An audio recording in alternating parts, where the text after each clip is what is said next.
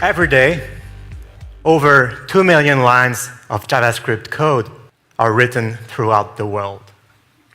Well, maybe. To be honest, I just made that up. But it sounded plausible, right? It sounded like it could be true, and I guess my point is we can agree that we write a lot of JavaScript code.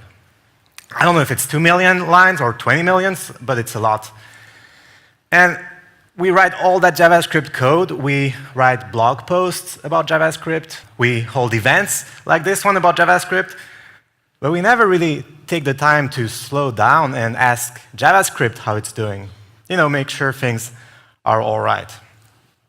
So today, that's exactly what I want to do, as I'm here to talk about the state of JavaScript in 2018. So, okay, the state of JavaScript is actually the name of a survey that I run. And today, you're going to hear about the data from the latest edition. This is like an exclusive for .js. It hasn't been published anywhere yet. But just quickly, by show of hands, who here has heard about the survey before? Just raise your hand. Wow, so quite a few people. And keep your hand up if you've actually filled out the survey this year. Yeah, nice. So first of all, thanks a lot, because I wouldn't be here without all of you. And for those who aren't as familiar with the project, let me give you a little bit of background. So it first started 2 years ago, 2016. And the first year we did the survey, we already had over 9,000 responses. So it only made sense to do it again. And then the following year, we got 20,000 responses, which was really amazing. But then this year, things took a dark turn. Well, at least in terms of the design. Because for the survey, it was still great, still over 20,000 responses. And when I talk about this project, people often ask me why I'm doing it, why go through the trouble of holding a survey. And for most of my other projects, I don't have a great answer. You know, why not? But for this project, I actually do have a reason. And it all goes back to JavaScript in 2016. Now, I don't know if you guys remember, but things were pretty confusing back then. And some might say they still are. But I do think it was worse in 2016. We had this meme of JavaScript fatigue. Anybody remember that?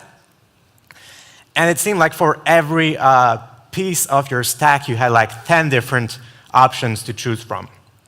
So that's why I launched the survey. First, as a way for myself to figure out what to learn, what to invest my time in. And then, you know, if it was helpful for me, I thought maybe it might help others as well. So before I actually show you the data, I just want to talk a little bit about the team behind the survey. In 2016, it was just me, but then I was joined by 2 other really awesome developers to help me kind of just make things bigger and better.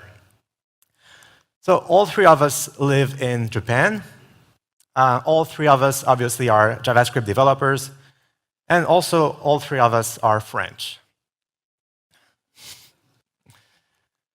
So besides me, there's Raphaël Benit, who is the author of React data visualization library called Nivo, which is really awesome. It has all the charts you would want, including some that I had never even heard of. It exports to Canvas, SVG. It's really great, and obviously it was a huge help to have him join the team. We also have Michael Rombaud, who is the creator of bestofjs.org. Now, the survey is great to get that like a once-a-year snapshot of the trends. But what Best.js does is it compiles live stats based on GitHub stars and ranks libraries by their popularity. And they're all tagged and sorted. So it's a really great resource to find a good JavaScript library for your next project. So definitely do check that out. So let's move on to the data. Here's how it's going to work. In the survey, we asked a bunch of questions, and people fell into 5 different buckets for any given library. So first, we have people who have used a library and would happily use it again. The next segment is people who would rather not use that library again. Maybe they had a bad experience, maybe they moved on to something else, who knows. Next up, people who have heard of a library, so they haven't used it, but they know what it is, and they would like to learn it. Or maybe they're not interested. And then finally, the last bucket is just people who have simply not heard about that library. In the survey this year, we had 36 different frameworks and libraries, but I've been told that there's actually other speakers today, so maybe I should keep it short and let them speak. And for that reason, I decided to narrow things down to these 5 libraries. And I think they provide a pretty good look at the overall trends in the ecosystem. First up, TypeScript. So TypeScript has really been on a very positive trajectory over the past 2 years. It's gone from 20% to 46% in terms of people who use TypeScript and would happily use it again. Now, of course, the survey doesn't necessarily represent the whole community of JavaScript developers. It's just about 20,000 people. But still, being able to reach almost half of the survey audience is a really good performance, especially with such a fast rise. Why do people like TypeScript? It helps you write less error-prone code, helps you write elegant code, it has great tooling, backed by a great team. Those all make sense. Another technology that's really doing great is React, as expected. So in 2 years, it's gone from 48% of developers having used it and liked it to 64%. What I think is really cool and important to notice on this chart as well is that the pink bar of would not use it again developers is fairly small compared to the red bar. And that means that nearly everybody who uses React would happily use it again. What do people like about React? Well, it's elegant, it has a rich package ecosystem, and sure, there's a ton of really great components you can just drop into your apps. And it's a well-established option. I think at this point, it's safe to say that React is the leader in its category of front-end frameworks. So those are all reasons to pick it. Now, I don't think you can talk about React without also mentioning Vue. Vue has really been on an amazing trajectory over those past 2 years. So in terms of usage, it went from 8% to 28%. And 28% is, it's not yet at React's level, but it's still really good, especially coming from a fairly low usage. What's even more impressive, I think, is in terms of awareness. So 2 years ago, 20% of respondents didn't even know what Vue was. They had never heard of Vue. This year, it's down to 1%. And that's pretty amazing if you ask me. People like Vue's easy learning curve, elegant programming style, good documentation. And I think those all point to Vue being easy to learn, low barrier to entry, just something you can quickly get started with.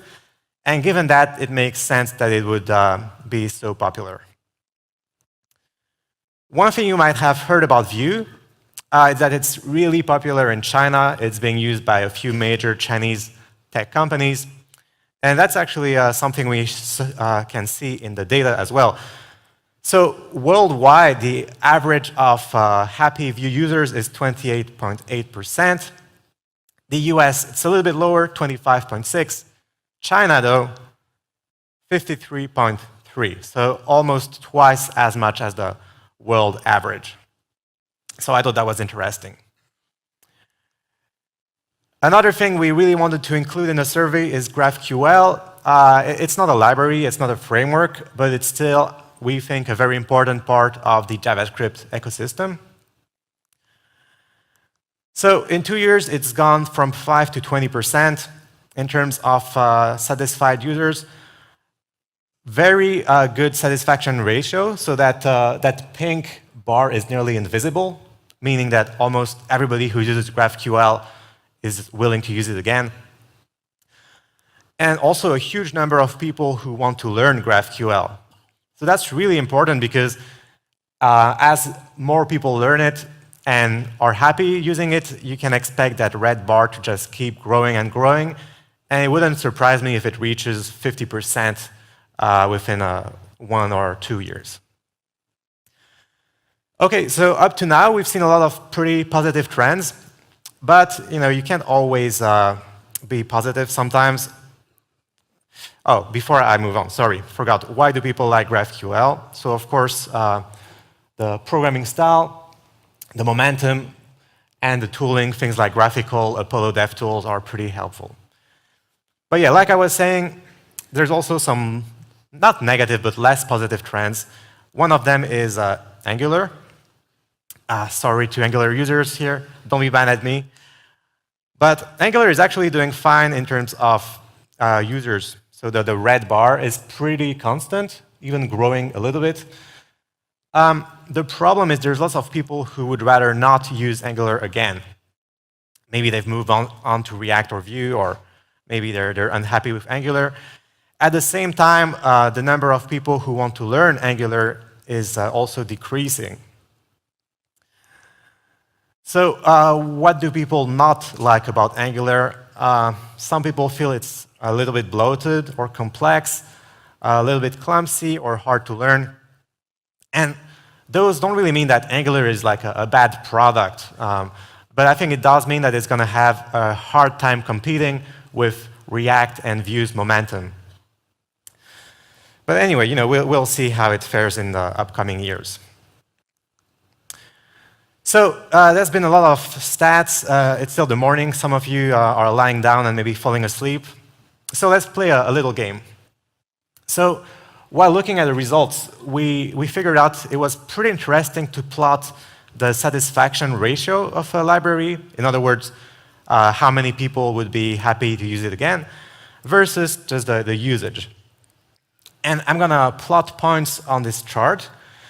And your job is to guess which of these 6 libraries it corresponds to. So I'm going to pick some victims in the front row to take a guess. And the first one has really high satisfaction and also really high usage. So, do you want to take a guess? You said React. Let's see. Yeah, you got it right. It was React. Yeah, good job. Good.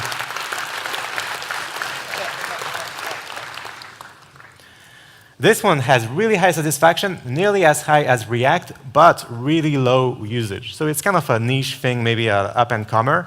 Do you want to take a guess? Polymer? Polymer? No, not Polymer. Do you want to? Not Vue. OK, one more person. Yeah. I heard Preact. Yeah. Nice job. So this one has high usage, but the satisfaction, not quite there. Let's pick someone new. Angular. You said it, not me. Yeah. Angular. Next up, this one has low usage and also low satisfaction. Who is brave enough to take a guess? Polymer. Let's see if it's Polymer. No, it's Ember. And then this one, yeah, this one is easy. Just shout it out. Vue. Yeah, it's Vue. And then Polymer. Yeah. So you'll notice the chart is divided in quadrants. And I think that can actually help us identify the trends in any given category. So the first quadrant is what I call the assess quadrant. And those are the libraries with high high satisfaction, and low usage. So these are the things you kind of want to keep an eye on, maybe try out, because they have a lot of potential, but they're not really mainstream yet. Next up, you have the adopt quadrant. Those are the safe bets. You know, high usage, people like them. You can safely adopt them for your projects.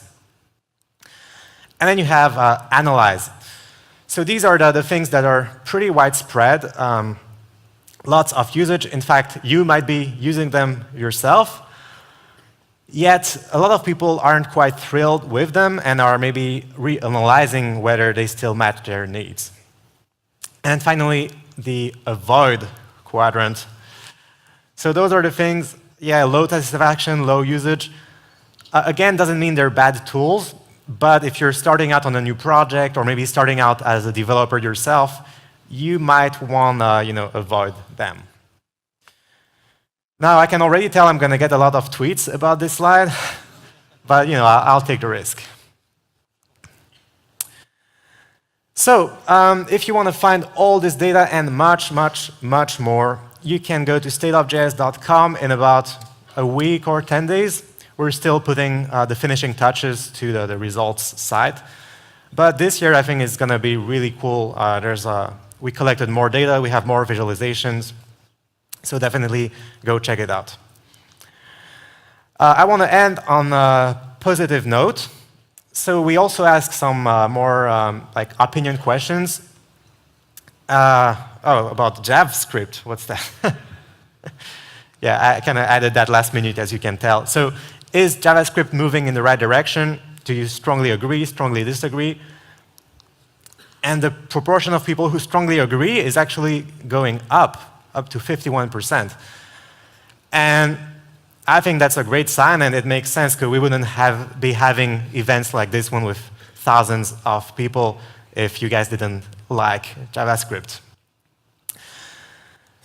So in conclusion, well, all these stats are, at the end of the day, they're just tools. I'm not saying they should replace using your own best judgment, because the most popular library might just not fit your needs, and on the other hand, a more niche, lesser known framework might be exactly what you need. So definitely use that as one factor into picking libraries, making technological choices, but if you use Ember or Angular, please don't be mad at me.